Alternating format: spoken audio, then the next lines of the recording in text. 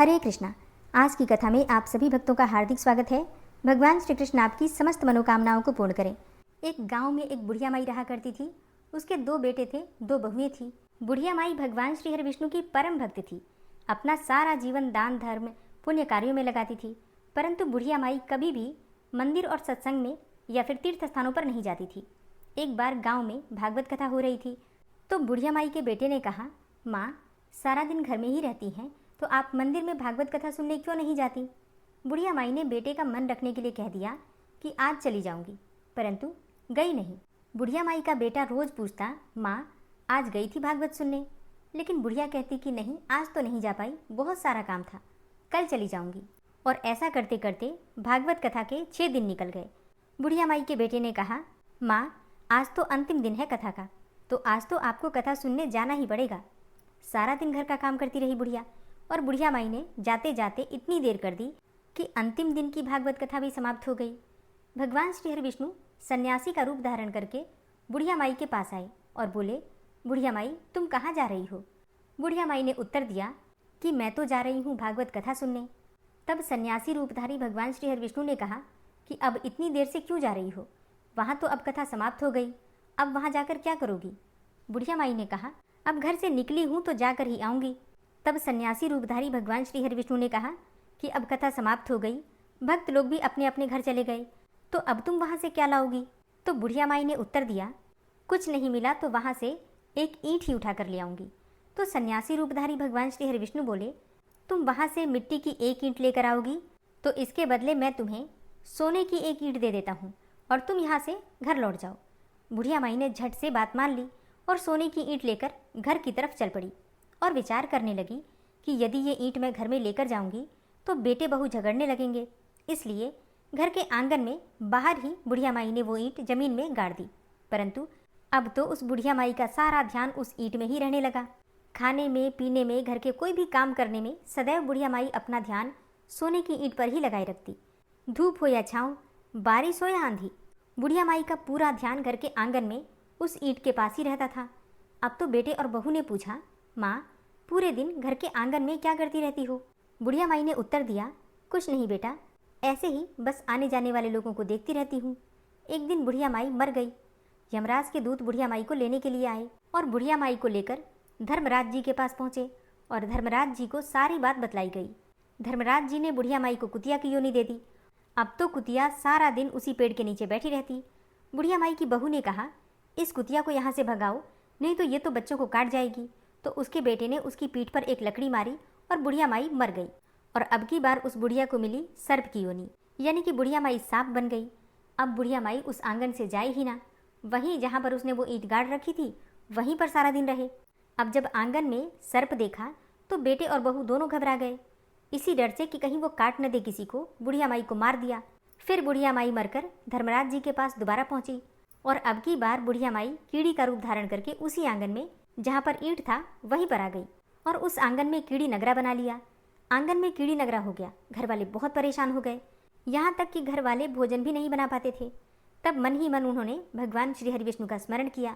अब तो भगवान श्री हरि विष्णु सन्यासी का रूप धारण करके घर वालों के सामने आ गए और बोले कि बेटा कुछ खाने को दे दो। तो घर वालों ने कहा, महाराज हमने तो स्वयं ही खाने के लिए कुछ भी नहीं बनाया है, क्योंकि हमारे घर में कीड़ी नगरा हो गया है। अब तो आप ही इसका कुछ उपाय बतलाइए। तब महाराज जी ने अर्थात सन्यासी रूपधारी भगवान श्री हरि विष्णु ने बेटों से कहा कि आंगन को खोदो।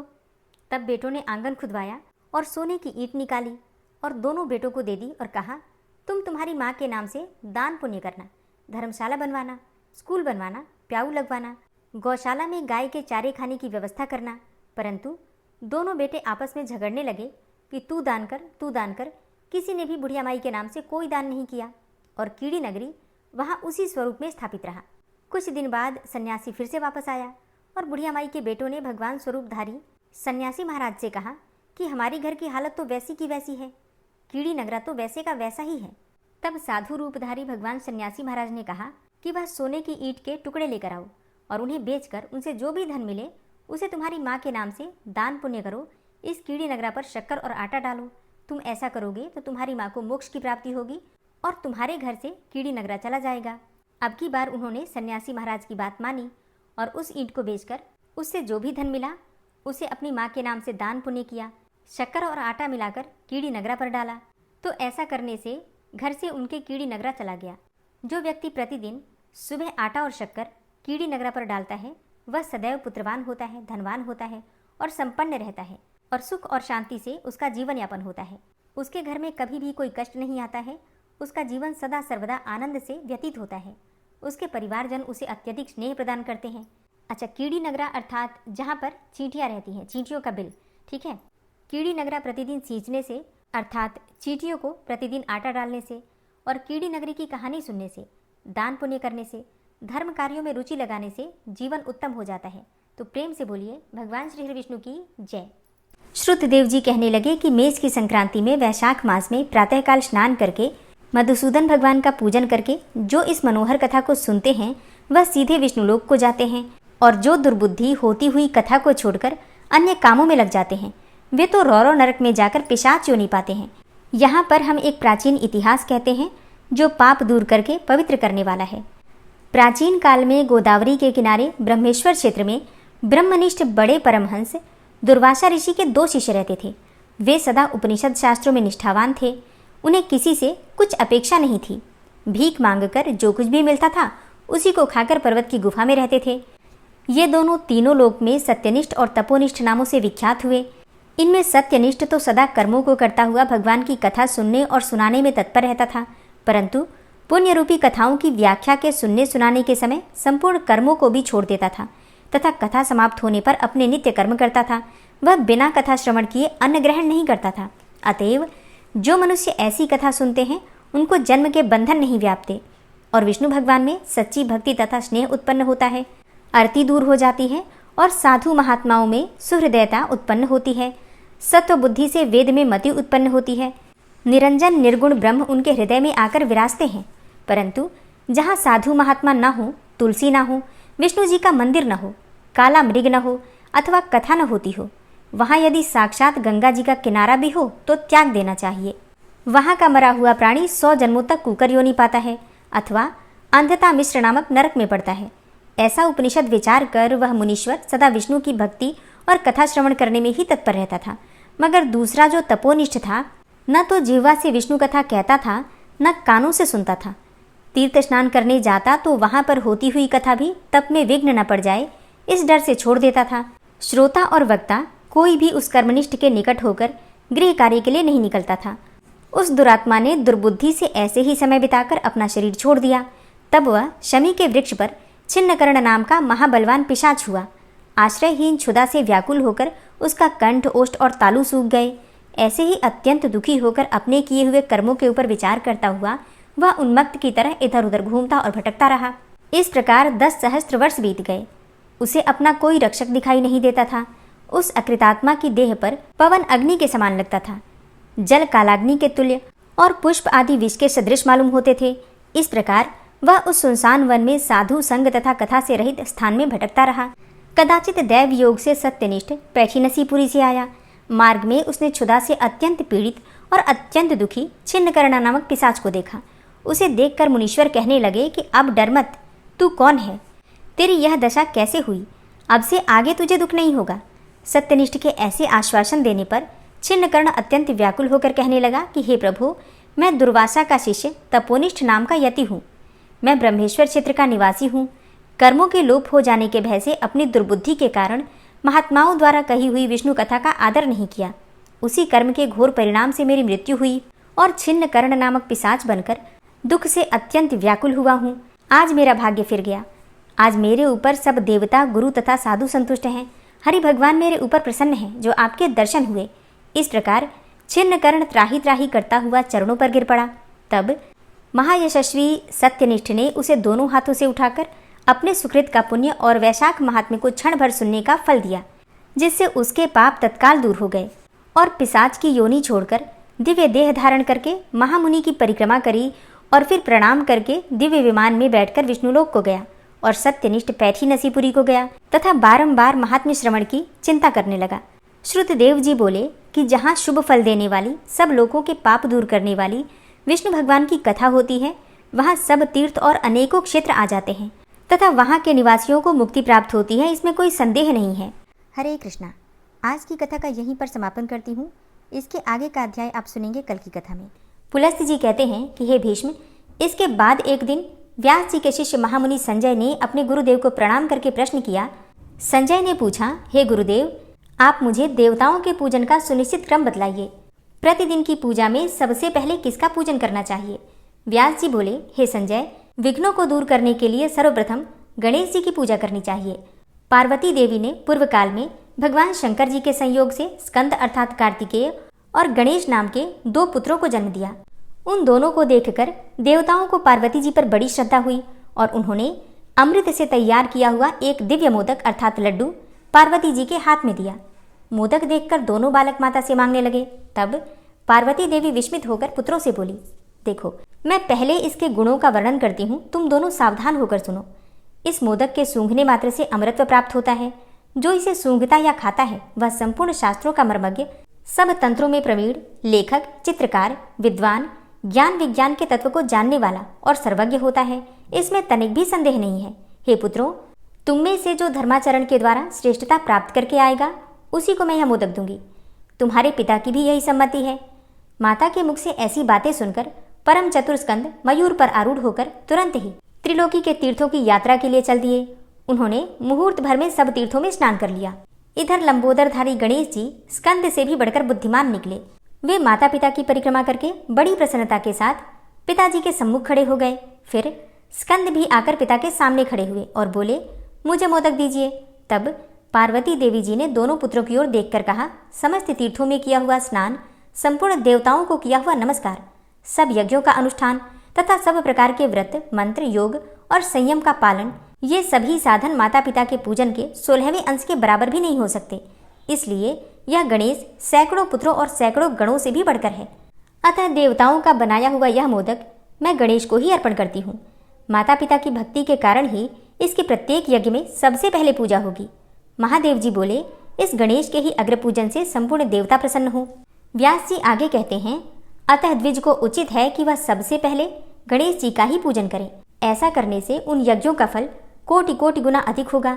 संपूर्ण देवी देवताओं का कथन भी यही है। देवाधिदेवी पार्वती ने पवित्र मोदक गणेश जी को ही दिया तथा बड़ी प्रसन्नता के साथ संपूर्ण देवताओं के सामने ही उन्हें समस्त गण का अधिपति बना दिया। इसलिए स्तोत्र पाठ तथा नित्य पूजन में भी पहले गणेश जी की पूजा करके ही मनुष्य संपूर्ण सिद्धियां प्राप्त कर सकता है। चतुर्थी को दिन भर उपवास करके श्री गणेश जी का पूजन करें और रात में अन्न ग्रहण करें। गणेश जी की स्तुति इस प्रकार करनी चाहिए, श्री गणेश जी, आपको नमस्कार है। आप संपूर्ण विघ्नों की शांति करने वाले हैं। उमा को आनंद प्रदान करने वाले परम बुद्धिमान प्रभु, भवसागर से मेरा उद्धार कीजिए। आप भगवान शंकर को आनंदित करने वाले हैं। अपना ध्यान करने वालों को ज्ञान और विज्ञान प्रदान करते हैं। हे विघ्नराज, आप संपूर्ण दैत्यों के एकमात्र संहारक हैं। आपको नमस्कार है। आप सबको प्रसन्नता और लक्ष्मी देने वाले हैं। संपूर्ण यज्ञों के एकमात्र रक्षक तथा सब प्रकार के मनोरथों को पूर्ण करने वाले हैं। हे गणपते, मैं प्रेम पूर्वक आपको प्रणाम करता हूँ। जो मनुष्य उपर्युक्त भाव के मंत्रों से गणेश जी का पूजन करता है वह सब पापों से मुक्त होकर स्वर्गलोक में प्रतिष्ठित होता है। अब मैं गणेश जी के 12 नामों का कल्याणमय स्तोत्र सुनाता हूँ। उनके 12 नाम ये हैं, गणपति, विघ्नराज, लंबतुंड, गजानन, द्वैमातुर, हेरंब, एकदंत, गणाधिप, विनायक, चारुकर्ण, पशुपाल और भवात्मज। जो प्रातःकाल उठकर इन 12 नामों का उच्चारण करता है संपूर्ण विश्व उसके वश में हो जाता है तथा उसे कभी विघ्न का सामना नहीं करना पड़ता। उपनयन, विवाह आदि संपूर्ण मांगलिक कार्यों में जो श्री गणेश जी का पूजन करता है वह सबको अपने वश में कर लेता है और उसे अक्षय पुण्य की प्राप्ति होती है। जो मनुष्य संपूर्ण यज्ञ के कलशों में गणानाम त्वाम इस मंत्र से श्री गणेश जी का आवाहन करके उनकी पूजा करता है उसे संपूर्ण सिद्धियां प्राप्त होती हैं तथा वह स्वर्ग और मोक्ष को भी पा लेता है। विद्वान पुरुष को चाहिए कि वह मिट्टी की दीवारों में प्रतिमा अथवा चित्र के रूप में, पत्थर पर, दरवाजे की लकड़ी में तथा पात्रों में भी श्री गणेश जी की मूर्ति अंकित करा लें। इनके सिवा दूसरे स्थान में भी जहाँ हमेशा दृष्टि पड़ सके श्री गणेश जी की स्थापना करके अपनी शक्ति के अनुसार उनका पूजन करें। जो ऐसा करता है उसके समस्त प्रिय कार्य सिद्ध होते हैं। उसके सामने कोई विघ्न नहीं आता तथा वह तीनों लोकों को अपने वश में कर लेता है। संपूर्ण देवता अपने अभिष्ट की सिद्धि के लिए जिनका पूजन करते हैं, समस्त विघ्नों का उच्छेद करने वाले उन श्री गणेश जी को नमस्कार है। जो भगवान श्री विष्णु को प्रिय लगने वाले पुष्पों तथा अन्यान्य सुगंधित फूलों से फल मूल मोदक और सामयिक सामग्रियों से, दही और दूध से, प्रिय लगने वाले बाजों से तथा धूप और दीप के द्वारा गणेश जी की पूजा करता है, उसे सब प्रकार की सिद्धियां प्राप्त हो जाती हैं।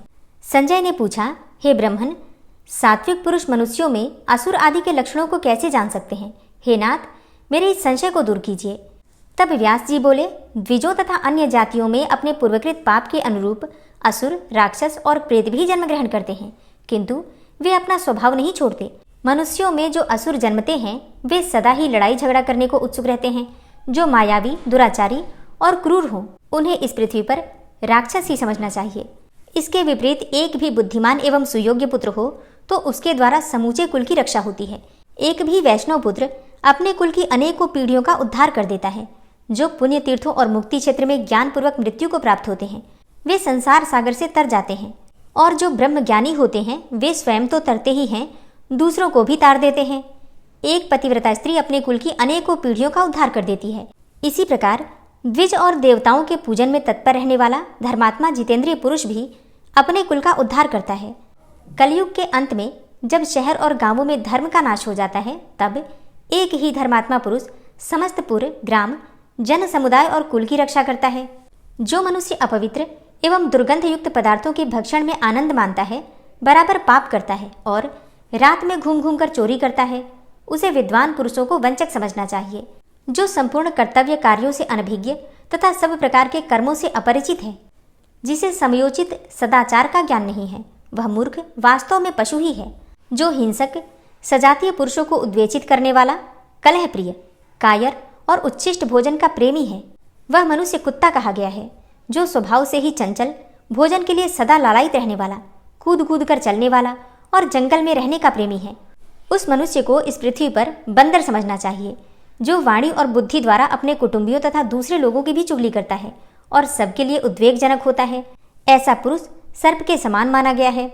जो बलवान, आक्रमण करने वाला, नितांत निर्लज्ज, दुर्गंध युक्त मांस का प्रेमी और भोगासक्त होता है, वह मनुष्यों में सिंह कहा गया है।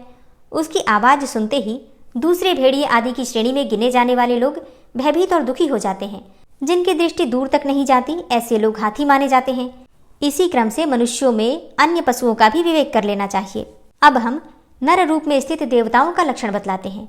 जो द्विज देवता, अतिथि, गुरु, साधु और तपस्वियों के पूजन में संलग्न रहने वाला, नित्य तपस्या परायण, धर्मशास्त्र एवं नीति में स्थित, क्षमाशील, क्रोधजयी, सत्यवादी, जितेंद्रिय, लोभहीन, प्रिय बोलने वाला, शांत, धर्मशास्त्र प्रेमी, दयालु, लोकप्रिय, मिष्टभाषी, वाणी पर अधिकार रखने वाला, सब कार्यों में दक्ष, गुणवान, महाबली, साक्षर अर्थात पढ़ा लिखा, विद्वान, आत्मविद्या आदि के लिए उपयोगी कार्यों में संलग्न, घी और गाय के दूध दही आदि में तथा निरामिष भोजन में रुचि रखने वाला, अतिथि को दान देने और पार्वण आदि कर्मों में प्रवृत्त रहने वाला है, जिसका समय स्नान दान आदि शुभ कर्म, व्रत, यज्ञ, देव पूजन तथा स्वाध्याय आदि में ही व्यतीत हो जाता है। कोई भी दिन व्यर्थ नहीं जाने पाता, वही मनुष्य देवता है। यही मनुष्यों का सनातन सदाचार है। श्रेष्ठ मुनियों ने मानवों का आचरण देवताओं के ही समान बतलाया है। अंतर सिर्फ इतना ही है कि देवता सत्वगुण में बड़े बड़े होते हैं, इसलिए निर्भय होते हैं, और मनुष्यों में भय अधिक होता है। देवता सदा गंभीर रहते हैं और मनुष्यों का स्वभाव सर्वदा मृदु होता है। इसी प्रकार पुण्य विशेष के तारतम्य से सामान्यतः सभी जातियों में विभिन्न स्वभाव मनुष्यों का जन्म होता है।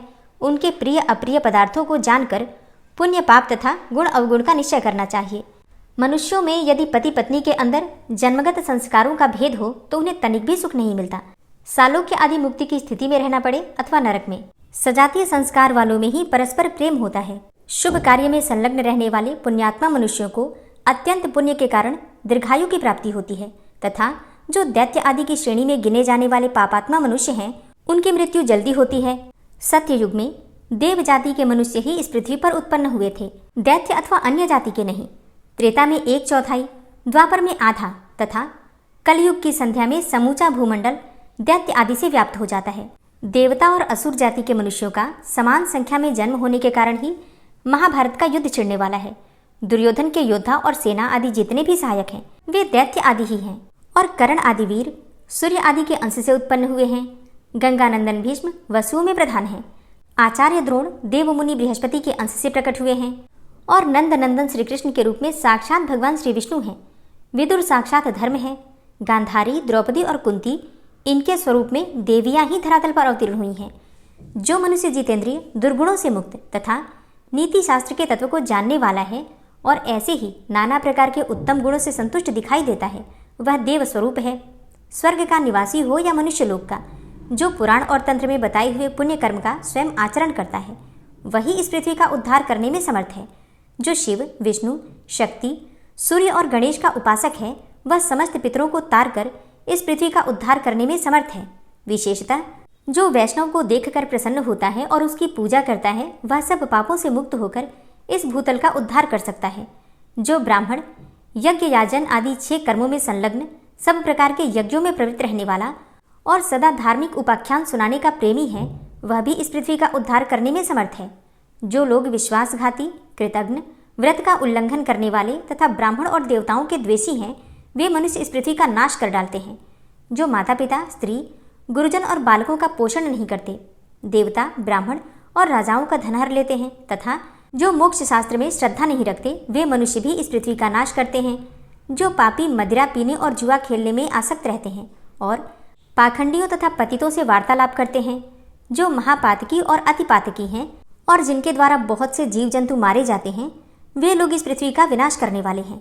जो सत्कर्म से रहित, सदा दूसरों को उद्विग्न करने वाले और निर्भय हैं, स्मृतियों तथा धर्मशास्त्रों में बताए हुए शुभ कर्मों का नाम सुनकर जिनके हृदय में उद्वेग होता है, जो अपनी उत्तम जीविका छोड़कर नीच वृत्ति का आश्रय लेते हैं तथा वेशवश गुरुजनों की निंदा में प्रवृत्त रहते हैं, वे मनुष्य इस भूलोक का नाश कर डालते हैं।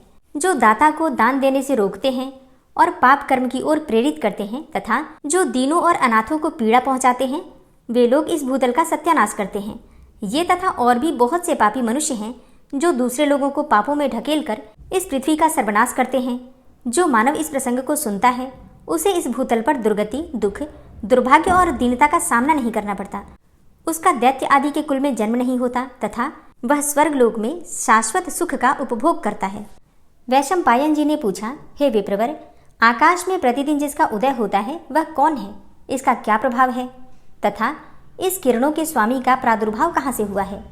मैं देखता हूँ देवता, बड़े बड़े मुनि, सिद्ध, चारण, दैत्य, राक्षस तथा ब्राह्मण आदि समस्त मानव इसकी सदा ही आराधना किया करते हैं।